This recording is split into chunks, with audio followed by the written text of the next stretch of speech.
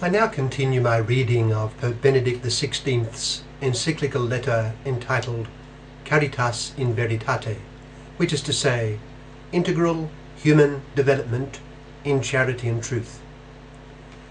The general heading of this chapter is the message of Pope Paul VI's Encyclical Populorum Progressio. And so I begin at number 12. 12. The link between Populorum Progressio and the Second Vatican Council does not mean that Paul VI's social magisterium marked a break with that of previous popes, because the Council constitutes a deeper exploration of this magisterium within the continuity of the Church's life. In this sense, clarity is not served by certain abstract subdivisions of the Church's social doctrine, which apply categories to papal social teaching that are extraneous to it. It is not a case of two typologies of social doctrine, one pre-conciliar and one post-conciliar, differing from one another.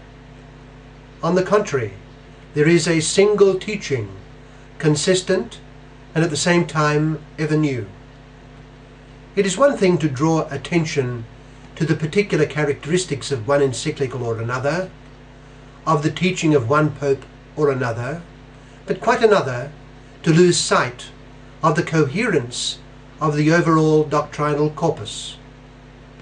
Coherence does not mean a closed system. On the contrary, it means dynamic faithfulness to a light received. The Church's social doctrine illuminates with an unchanging light the new problems that are constantly emerging. This safeguards the permanent and historical character of the doctrinal patrimony, which, with its specific characteristics, is part and parcel of the Church's ever-living tradition. Social doctrine is built on the foundation handed on by the apostles to the fathers of the Church, and then received and further explored by the great Christian doctors. This doctrine points definitively to the new man, to the last Adam become a life-giving spirit, as we read in 1 Corinthians chapter 15, verse 45, the principle of the charity that never ends. It is attested by the saints and by those who gave their lives for Christ our Saviour in the field of justice and peace. It is an expression of the prophetic task of the Supreme Pontiffs to give apostolic guidance to the Church of Christ and to discern the new demands of evangelization. For these reasons, Populorum Progressio, situated within the great current of tradition, can still speak to us today. 13. In addition to its important link with the entirety of the Church's social doctrine, Populorum Progressio is closely connected to the overall magisterium of Pope Paul VI, especially his social magisterium. His was certainly a social teaching of great importance. He underlined the indispensable importance of the gospel for building a society according to freedom and justice, in the ideal and historical perspective of a civilization animated by love. Paul VI clearly understood that the social question had become worldwide, and he grasped the interconnection between the impetus towards the unification of humanity and the Christian ideal of a single family of peoples in solidarity and fraternity. In the notion of development, understood in human and Christian terms, he identified the heart of the Christian social message, and he proposed Christian charity as the principal force at the service of development. Motivated by the wish to make Christ's love fully visible to contemporary men and women, Paul VI addressed important ethical questions robustly, without yielding to the cultural weakness of his time. 14.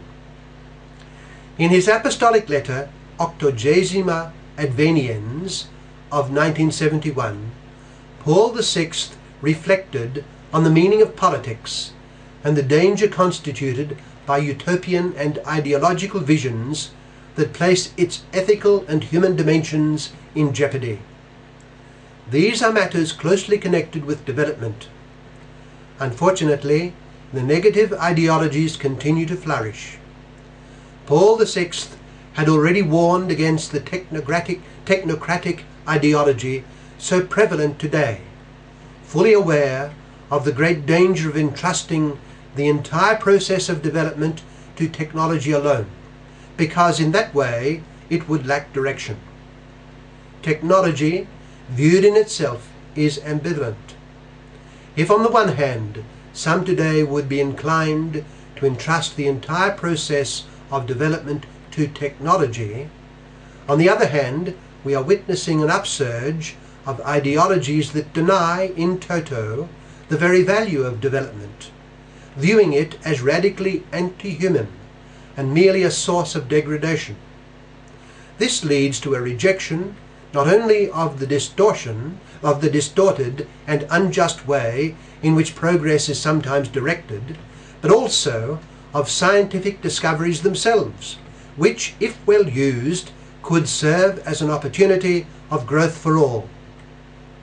The idea of a world without development indicates a lack of trust in man and in God. It is therefore a serious mistake to undervalue human capacity to exercise control over the deviations of development, or to overlook the fact that man is constitutionally oriented towards being more. Idealizing technical progress or contemplating the utopia of a return to humanity's original natural state are two contrasting ways of detaching progress from its moral evaluation and hence from our responsibility.